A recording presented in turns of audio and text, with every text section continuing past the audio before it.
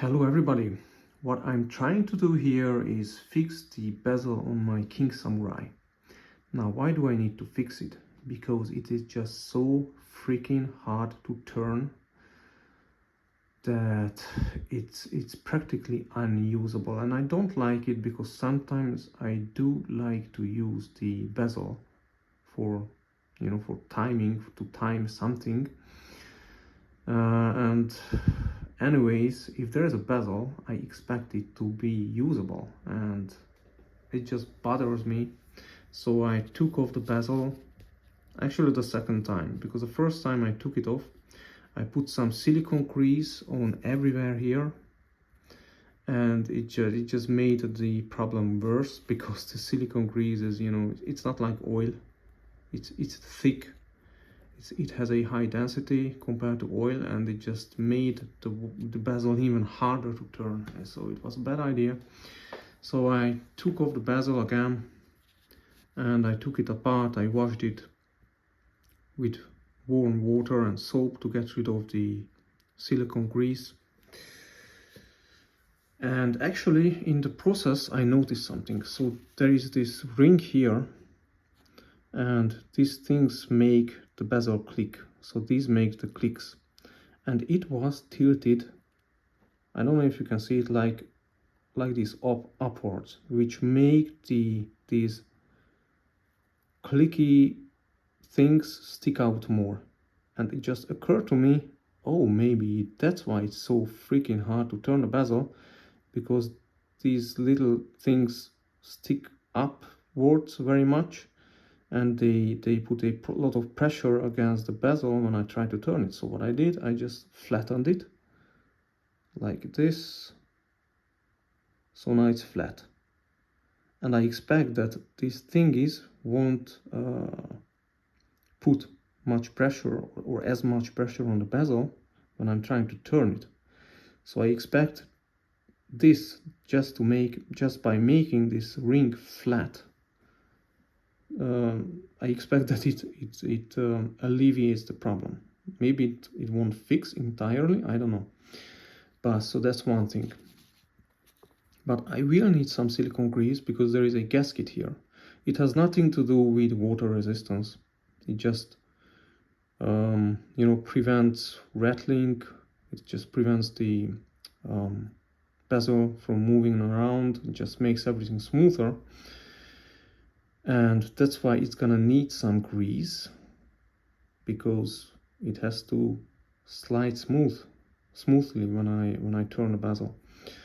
And what I'm gonna do, I just let it dry, just let it dry, let everything dry, put some grease on the gasket, put the bezel back in, and I expect that because this ring is flat, it's gonna be easier to turn the bezel. And also I have some silicone spray, like kind of oil, which I, once I put it back, I just spray it on the edges, and it's gonna trickle down. Actually I already tried it, and it made turning the bezel easier, but I wanted to try it with the silicone grease, which was a bad idea. So I put everything together again and just apply this silicone oil spray, or what the heck it is, I don't know, which is not a grease, but it's oil in a spray form. So, and I think it's gonna make the bezel actually usable. Yeah, I hope this video makes sense. But if you have a bezel which is kind of stuck, I mean it moves, but it's practically unusable, then maybe you can fix it like this. I will make an update, a video with an update, if it was successful, if flattening this ring really helped. I will make an updated video. But yeah, that's just one thing about Seiko, which I just don't like. I love the design of my Seikos. Look at this samurai. It's just such a unique design. Of course, when it's assembled, it's nice, okay? But I just love the watches they do, but the quality control is just so oh, it's just so what should I say, which is family friendly. It's bad. So I paid full price for this watch. Okay, I got 10% discount from the dealer.